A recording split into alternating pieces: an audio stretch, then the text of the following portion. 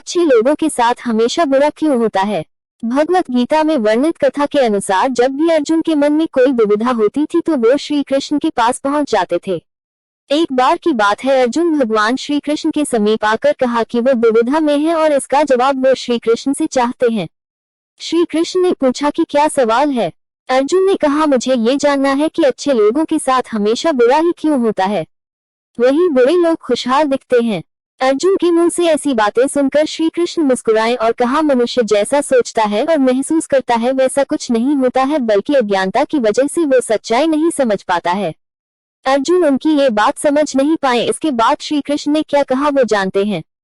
श्री कृष्ण ने अर्जुन से कहा, पार्थ, मैं तुम्हें एक कथा सुनाता हूँ, उसे सुनकर तुम समझ जाओगे कि हर प्राणी को उसके कर्म के हिसाब से ही फल मिलता है। प्रकृति हर किसी को अपनी राह चुनने का मौका देती है। अब वो मनुष्य की इच्छा पर निर्भर करता है कि उसे धर्म की राह चुननी है या अधर्म की। कथा शुरू करते हुए श्री कृष्ण ने कहा, एक नगर में दो पुरुष रहा करते थे।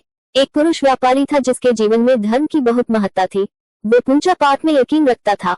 वो हर रोज मंदिर जाता था और दान धर्म भी करता था और हर रोज भगवान की पूजा करता था। वही दूसरा पुरुष बिल्कुल विपरीत था। वो हर रोज मंदिर तो जाता था लेकिन पूजा करने नहीं बल्कि मंदिर के बाहर से जूते चप्पल चुराने। उसे दान और धर्म से कोई लेना देना नहीं था। समय बीतता गया और एक दिन बहुत जोर की बारिश हो रही थी। इस वजह से मंदिर में पुजारी के अलावा कोई नहीं था। ये बात जब दूसरे पुरुष को पता चली तो उसने कहा कि ये सही मौका है मंदिर का धन चुराने का। पंडित से नजर बचाकर उसने मंदिर का सारा धन चुरा लिया।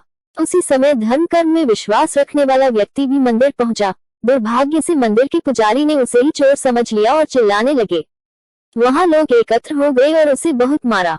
किसी तरह वो बचते बचाते वहां से निकला तो दुर्भाग्य ने उसका साथ वहां भी नहीं छोड़ा। मंदिर के बाहर वो एक गाड़ी से टकरा गया और घायल हो गया। फिर वो व्यापारी लंगड़ाते हुए घर जाने लगा तो रास्ते में उसकी मुलाकात उस पुरुष से हुई जिसने मंदिर से धन चुराया था। उसने कहा, आज तो मेरी किस्मत चमक गई, एक साथ इतना सारा धन मिल गया। ये सब देखकर उसे बहुत बुरा लगा और उसने अपने घर से भगवान की सारी तस्वीरें निकाल दी।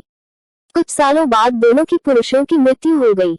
मरने के बाद जब दोनों यमराज की सभा में पहुंचे और भले पुरुष ने दूसरे व्यक्ति को देखा तो उसे बहुत गुस्सा आया। उसने क्रोधित होकर यमराज से पूछ ही लिया, मैं तो हमेशा अच्छे कर्म करता था, दान में विश्वास रखता था, उसके बदले जीवन भर मुझे अपमान और दर्द ही मिला और इस व्यक्ति को नोटों से भरी पोटली। आखिर ऐसा भेदभाव क्यों? इस पर यमराज ने कहा, पुत्र, तुम गलत समझ रहे हो।